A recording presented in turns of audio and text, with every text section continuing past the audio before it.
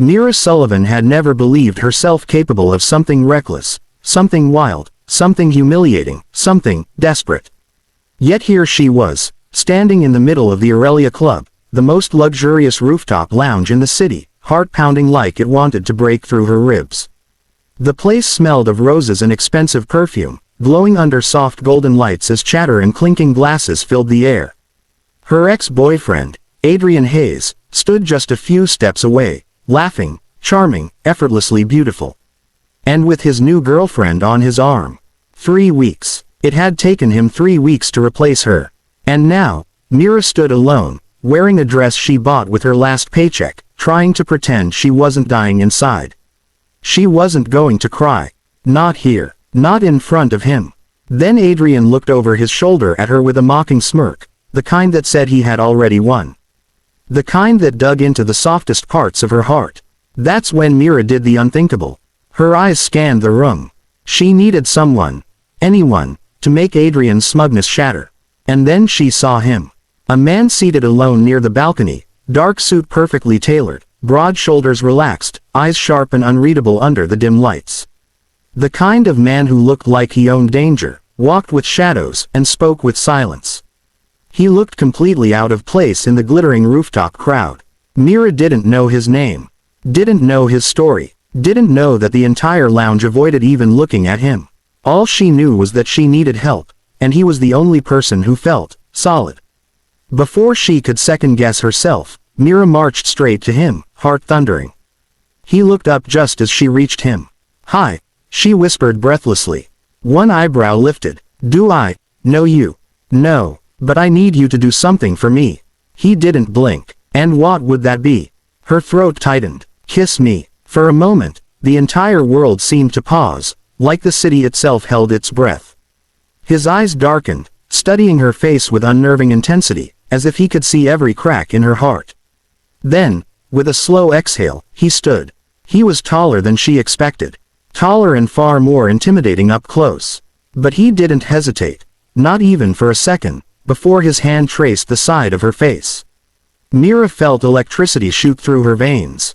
"If that's what you want," he murmured. And then he kissed her. It wasn't a polite kiss. It wasn't a staged, pretended, just make him jealous kiss.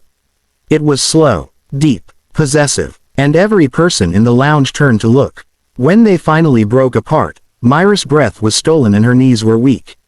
She barely heard Adrian choking on his drink behind her. The stranger leaned down to whisper, his lips grazing her ear. "Do you always ask random men to kiss you?" She swallowed hard. "Only when I'm desperate." "Lucky me," he murmured. She dared to smile. "Thank you." That was Mira. She froze. Adrian stormed toward them, face red and twisted with jealousy. "Mira, what the hell was that? Who is this guy?" The stranger stepped forward, calmly placing his arm around her waist. "Her date," he said with icy certainty. Adrian scoffed. "You, her date? Who even are?" "His name is Lucian Vale," whispered a woman nearby. The hush spread through the crowd like wildfire. "Oh my God, the Lucian Vale." Mira blinked. "Lucian Vale, who is?" Lucian turned to her with a small, almost amused smirk. "You really don't know." She shook her head. "Good," he murmured. "Let's keep it that way." Adrian swallowed, suddenly pale. I didn't realize." "You didn't need to." Lucian cut him off coldly. "But you'll leave her alone now." Adrian opened his mouth to argue, but the look in Lucian's eyes made him step back like he had touched fire. Within seconds, Adrian and his new girlfriend hurried away, and Mira was left staring at Lucian in disbelief. The moment they stepped out of the lounge, Mira exhaled shakily. "I can't believe that worked," she muttered.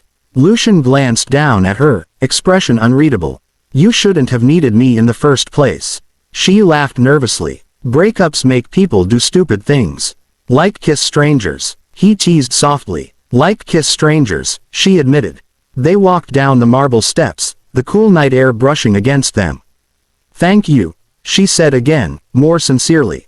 "You saved me." "I didn't save you," he replied. "You saved yourself. I just helped." His words warmed a place inside her she didn't know was frozen. A black car pulled up beside them, sleek and silent. The driver stepped out, bowing slightly. "Boss." Mira blinked. Boss. Lucian sighed softly, almost apologetically. Mira, you asked the wrong stranger. What does that mean? He hesitated. Then he gently tucked a strand of hair behind her ear. It means I'm not exactly harmless. Her stomach tightened. Are you dangerous? To you? He stepped closer. No, never. But to others. His silence was answer enough. Mira swallowed hard. I should probably go home. I'll take you, he said immediately. No, she shook her head. I need to think. He stepped back respectfully, but something dark flickered in his eyes, something like worry. I'm not going to hurt you, Mira, he said softly. That kiss wasn't about danger. Then what was it about?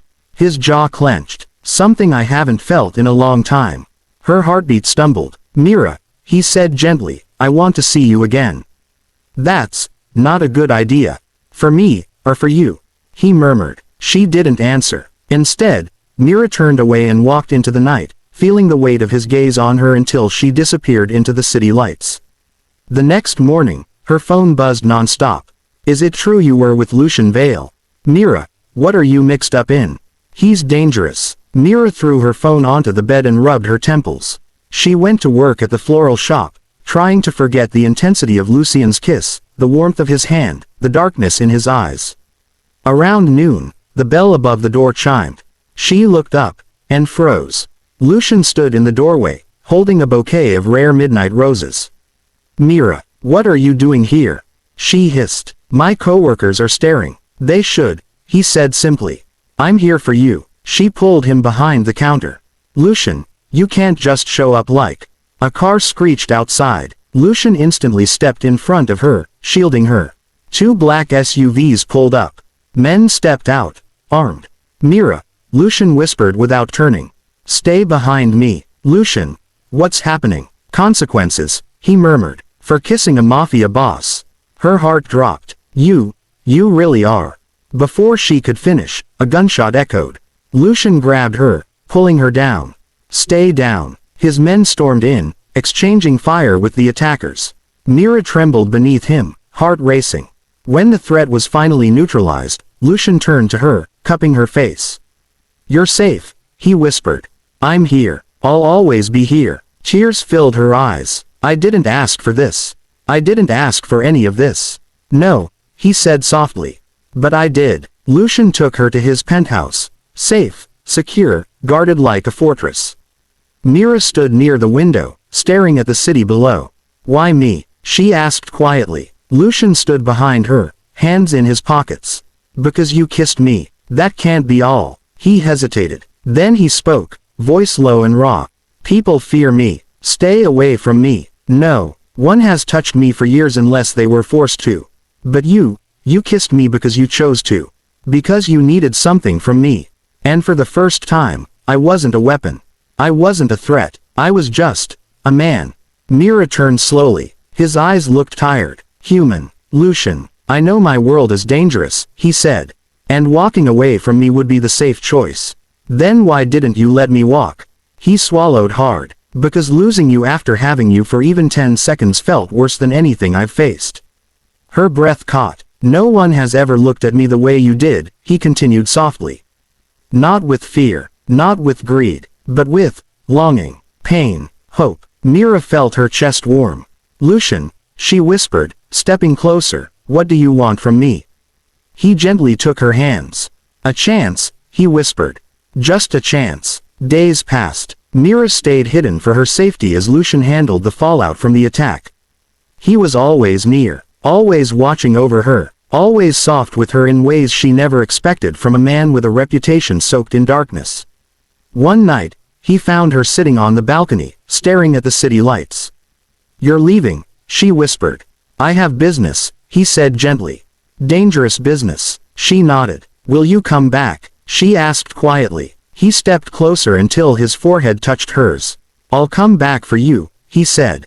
Always you. Why? Her voice trembled. Because, he murmured, you kissed me like I wasn't a monster. He brushed his lips against hers. Soft, slow, careful. And I want to spend every day proving that you were right. Mira closed her eyes, tears slipping down her cheeks. I'm scared, she whispered. So am I, he confessed.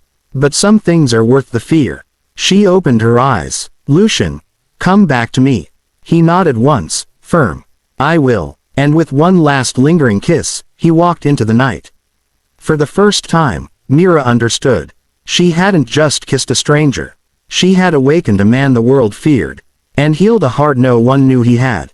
The message: sometimes the people we fear most are the ones who need love the most. And sometimes, one reckless moment can reveal the truth. We are worth more than the pain we carry.